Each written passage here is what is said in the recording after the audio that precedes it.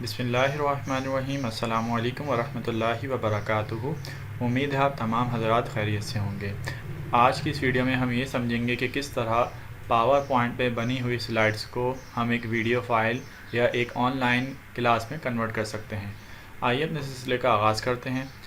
सबसे पहले हम ये जान लेते हैं कि माइक्रोसॉफ्ट पावर पॉइंट सॉफ्टवेयर हम किस तरीके से हासिल करेंगे। तो माइक्रोसॉफ्ट ऑफिस सॉफ्टवेयर का एक पूरा वर्जन आता है, तो ये सॉफ्टवेयर उसी का हिस्सा है। तो अगर मैं सॉफ्टवेयर को हासिल करना चाहूँ तो मैं माइक्रोसॉफ्ट ऑफिस की सीडी या डीवीडी हासिल कर लूँ, या इसी तरीके से इंटरनेट पर डाउनलोड भी करके सॉफ्टवेयर को मैं हासिल कर सकता हूँ। तो क्या वजूहत हैं जिसकी वजह से माइक्रोसॉफ्ट पावर पॉइंट को इस्तेमाल किया जाता है, इसके क्या अहम फ़ीचर्स हैं जो इसको बाकी सॉफ्टवेयर से यूनिक बनाते हैं। सबसे पहली बात तो ये कि ये बड़े पैमाने पर इस्तेमाल किया जाने वाला सॉफ्टवेयर है, बहुत आसान है और बड़ी ही आसानी से मैसर आ जाता है। इसके अलावा इसमें बहुत सी अच्छी और गुड लुकिंग डिफ़ॉल्ट थीम्स हैं, डिज़ाइनिंग काफ़ी अट्रैक्टिव है। इसके अलावा ग्राफिक्स का ऑप्शन भी हमारे लिए अवेलेबल है, पेजेस के लिए ट्रांजिशन है और हर एक ग्राफिक्स के कंटेंट के लिए एनिमेशन का ऑप्शन भी मौजूद है। और सबसे बढ़कर ये कि इसके न्यू वर्जन है जैसा कि 2019, तो उसमें रिकॉर्डिंग के हवाले से भी हमें फैसिलिटी प्रोवाइड की गई है कि जिसकी मदद से हम एक अच्छी और अट्रैक्टिव लुकिंग पावर पॉइंट की स्लाइड्स को कन्वर्ट कर सकते हैं ऑनलाइन लेसन में। यानी कि अगर हमने एक प्रेजेंटेशन बनाई है तो प्रेजेंटेशन सिर्फ प्रेजेंटेशन नहीं रहेगी, बल्कि वो बाकायदा एक ऑनलाइन क्लास की शक्ल भी इख्तियार कर सकती है। तो सबसे पहला अमल आप जानते हैं क्या है, वो है गैदरिंग ऑफ डेटा यानी कि कंटेंट कलेक्शन। तो आपके कंटेंट कलेक्शन में क्या क्या चीज़ें शामिल हो सकती हैं, उसमें ग्राफिक्स, आइकन्स, इमेजेस और वीडियो क्लिप्स हो सकती हैं। इन सब का इस्तेमाल करते हुए आप एक बेहतर पावर पॉइंट प्रेजेंटेशन तैयार कर सकते हैं। दैन उसके बाद आपको मालूम है कि इस प्रेजेंटेशन को सिर्फ आप प्रेजेंटेशन की हद तक नहीं रख सकते, बल्कि आप इसे एक वीडियो फ़ाइल यानी कि ऑनलाइन लेसन में भी कन्वर्ट कर सकते हैं। तो क्या स्टेप्स हैं कि जिनको फॉलो करें तो हम पावर पॉइंट की स्लाइड्स तैयार कर सकते हैं। तो सबसे पहला स्टेप ये है कि आपने क्रिएट न्यू फाइल करनी है। सेकेंडली ये कि आपने कोई थीम सेलेक्ट करनी है और थीम डिज़ाइन के ऑप्शन में मौजूद हैं। जो थीम आपको बेहतर लगे आप उस थीम को सेलेक्ट कर लीजिए। दैन उसके बाद टाइटल स्लाइड सबसे अहम है। आप अपनी ऑर्गेनाइजेशन के लिए या अपने स्कूल के लिए या एज ए इंडिविजुअल आप जो भी लेसन तैयार कर रहे हैं, तो टाइटल पेज होना सबसे अहम रिक्वायरमेंट है। दैन उसके बाद जो कुछ कंटेंट आपने जमा किया है उसको आप स्लाइड्स में कन्वर्ट कीजिए, उसमें ट्रांसफ़र कीजिए। उसके बाद ट्रांजिशन पेजेस पे लगाना चाहें तो आप लगा दीजिए, और एनिमेशन भी इसी तरीके से आप कंटेंट इस्तेमाल करना चाहें तो आप कर सकते हैं। अच्छा, अगर आप ट्रांजिशन और एनिमेशन का इस्तेमाल करेंगे तो इससे आपकी वीडियो साइज़ बढ़ सकती है। अगर एक स्लाइड स्टिल है, स्टिल का मतलब ये है कि उसमें कोई एनिमेशन या ट्रांजिशन नहीं है, तो वो एक फ्रेम है। अब जब वो एक फ्रेम है तो वो वीडियो पे इतना लोड नहीं डालेगा, लेकिन अगर उस पर हम एनिमेशन और ट्रांजिशन अप्लाई कर देंगे तो हर सेकंड में एक एक फ्रेम बढ़ता जाएगा, और हर फ्रेम बढ़ने के नतीजे में वीडियो साइज़ में भी इजाफा हो जाएगा। उसके बाद आप अपनी प्रेजेंटेशन को टेस्ट कर सकते हैं स्लाइड शो करके। स्लाइड शो के ऑप्शन पे आप अपनी तमाम तर स्लाइड्स को एक एक करके बैक टू बैक रिव्यू कर सकते हैं, और आप अंदाज़ा कर सकते हैं कि जो कंटेंट आपने ट्रांसफ़र किया स्लाइड्स पे वो किस तरीके का लग रहा है और उसमें क्या चेंजेस आनी चाहिए। फिर मज़ीद कुछ स्टेप जान लेते हैं। जब आप स्लाइड बना चुके हों तो आप क्या करना है जनाब। तो अब हमें अपनी स्लाइड को चेक कर लिया है, उसको रिव्यू भी कर लिया है, बस अब उसे रिकॉर्ड करने की देर है, एंड देन हम उसे पब्लिश कर देंगे और यूँ हमारा ऑनलाइन लेसन ऑन बोर्ड आ जाएगा। जहाँ तक बात रही पावर पॉइंट पर रिकॉर्डिंग करने की, तो ऐसा हम क्यों कर रहे हैं कि उसमें कुछ बेनिफिट्स शामिल हैं। अगर हम पावर पॉइंट के ही ज़रिए रिकॉर्डिंग करेंगे तो वो बेनिफिट्स क्या हैं। सबसे पहला बेनिफिट तो ये कि हम वीडियो को कहीं भी कैसे भी रिज्यूम कर सकते हैं। अगर आप एक फ़ीमेल टीचर हैं तो डोमेस्टिक रिस्पॉन्सिबिलिटीज़ आप पर हो सकती हैं, आपके साथ चिल्ड्रन हो सकते हैं जो कि कभी भी आपको कॉल आउट कर सकते हैं। तो अगर आपके सॉफ्टवेयर में रिज्यूमिंग कैपेबिलिटी नहीं है तो आपका एक आधे घंटे का बनाया हुआ लेक्चर डिस्ट्रॉय हो सकता है, क्योंकि उसमें ये डिस्ट्रैक्शन आ सकती है। इसी तरीके से अगर आप एक मेल टीचर हैं तो आपको कभी भी दही या सब्ज़ी के लिए आवाज़ लगाई जा सकती है। तो इस तरह आपके लेसन में भी किसी ना किसी किस्म की डिस्ट्रैक्शन आ सकती है। इसी तरीके से दरवाजे पे आपको कोई बुलाने आ सकता है कभी भी। तो अगर रिज्यूमिंग कैपेबिलिटी है तो आप अपने लेक्चर को अच्छे अंदाज से पॉज कीजिए, और पॉज करने के बाद दोबारा रिज्यूम कर लीजिए। फिर उसके बाद सबसे बड़ा बेनिफिट ये कि पावर पॉइंट जो भी रिकॉर्डिंग करता है वो हर स्लाइड के लिए एक रिकॉर्डिंग करता है। यानी स्लाइड तो बजाते ख़ुद एक इमेज हो गई, उस इमेज के लिए हर स्लाइड के लिए एक अलहदा ऑडियो फाइल रिकॉर्ड करेगा। कुल मिला के एक रिकॉर्डिंग नहीं बनेगी, बल्कि हर स्लाइड के लिए एक वॉइस रिकॉर्डिंग होगी। तो इसका मतलब ये हुआ कि हम क्या कर सकते हैं, डिलीट कर सकते हैं और हर स्लाइड के लिए नई रिकॉर्डिंग भी करना चाहें तो 20 से कहीं भी कर सकते हैं। मतलब कितना बड़ा ये ऑप्शन है। मान लीजिए कि ये एक वीडियो एडिटिंग जैसा ऑप्शन है, क्योंकि अगर मैंने 20 स्लाइड की एक प्रेजेंटेशन बनाई है, मुझे लगा कि मैंने 12वीं या 13वीं स्लाइड में रिकॉर्डिंग अच्छी नहीं की है, उसमें मैंने कमांड से ही ट्रांसफ़र नहीं की है, तो मैं पीछे जाके 12वीं या 13वीं स्लाइड को दोबारा से रिकॉर्ड कर सकता हूँ। तो ये बहुत बड़ा ऑप्शन है। इन वजूहात की वजह से हम पावर पॉइंट को इस्तेमाल करेंगे रिकॉर्डिंग के लिए।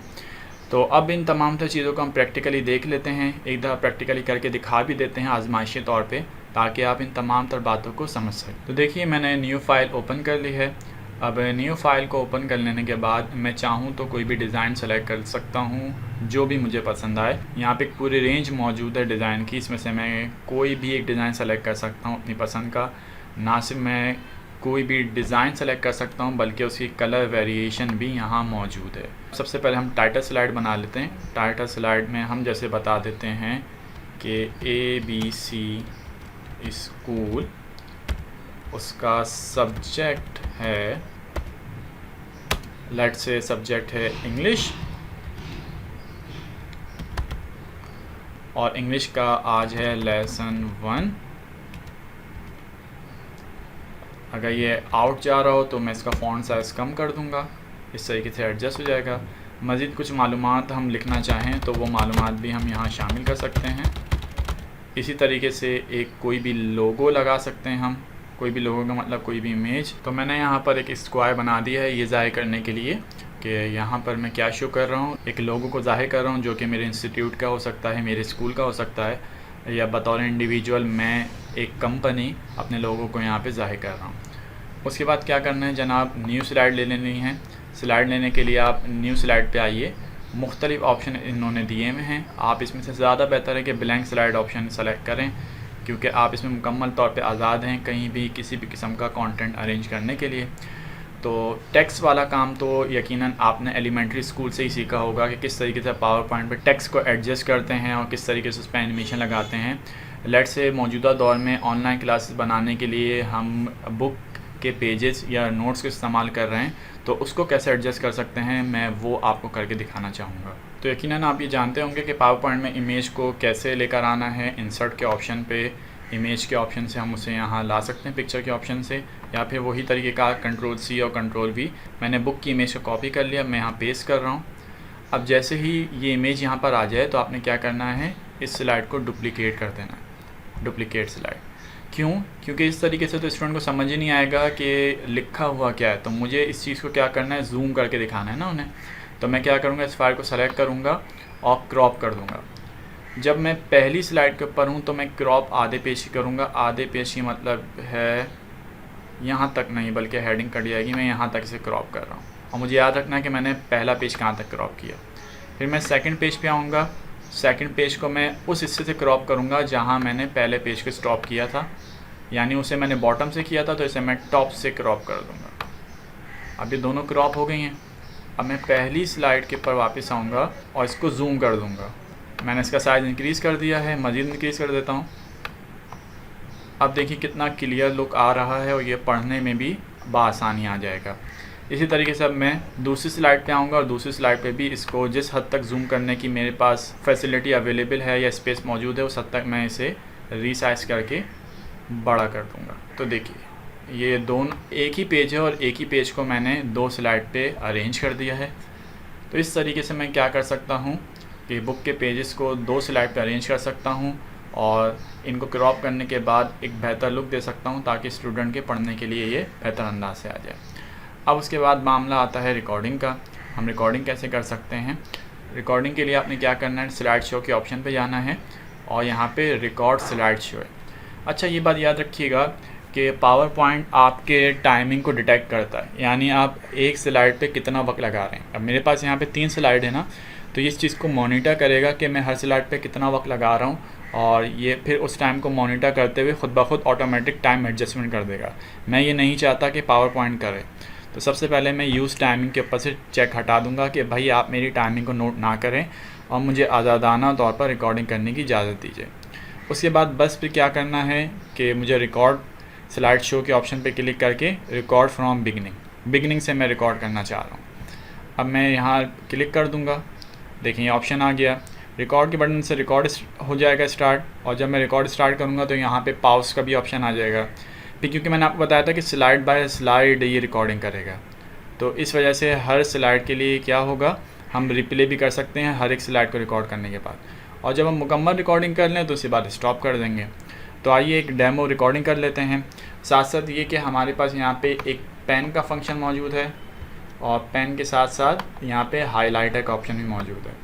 तो अगर हम इस्तेमाल करना चाहें तो हम इसका भी इस्तेमाल कर सकते हैं। बहरहाल मैं सिर्फ ये कहूँगा कि अगर हम इस किस्म का एक कर्सर ले लें और उसको हम लाइन बाय लाइन फेरते रहें तो भी स्टूडेंट को अंदाज़ा हो जाएगा कि हम किस लाइन को फॉलो कर रहे हैं। तो बिला ताख़िर हम वीडियो की रिकॉर्डिंग का आगाज़ करते हैं और एक डेमो लेसन स्टार्ट करते हैं। टाइम ले रहा है, रिकॉर्डिंग स्टार्ट। अस्सलामुअलैकुम, आज हम ABC स्कूल की तरफ से सब्जेक्ट इंग्लिश के लेसन नंबर 1 को रिकॉर्ड कर रहे हैं। स्टूडेंट्स, आपके सामने ये पेज मौजूद है, और अब मैं वीडियो को पॉज करके आपको दिखा रहा हूँ कि मिसाल के तौर पे मुझे पॉज लेना है, मुझे किसी भी काम से घर में आवाज़ दी जा रही है, तो मैं इस स्लाइड पे, सिर्फ इस स्लाइड पे आराम से पॉज कर दूँगा। अब मैंने पॉज कर दिया है। अब पॉज करने के बाद मैं अपने काम से फ़ारिग होने के बाद दोबारा अपने सिस्टम पे वापस आऊँगा और इसको रिज्यूम कर दूँगा। ये देखिए, ये दोबारा रिज्यूम हो गया, और मैं दोबारा क्या कर सकता हूँ, अपनी रिकॉर्डिंग को कंटिन्यू कर सकता हूँ। इस तरीके से देखें, पेन के ऑप्शन पे रेड कलर का डॉट आ रहा है, कितना बेहतरीन है। इसको मैं फेर के बच्चों को ये बता सकता हूँ या निशानदेही कर सकता हूँ कि मैं कौन सी लाइन को रीड आउट कर रहा हूँ। ठीक है, तो अब ये वाली स्लाइड मेरी हो जाएगी। तो उसके बाद अब मैं क्या करूँगा, अगली स्लाइड की तरफ बढ़ूँगा।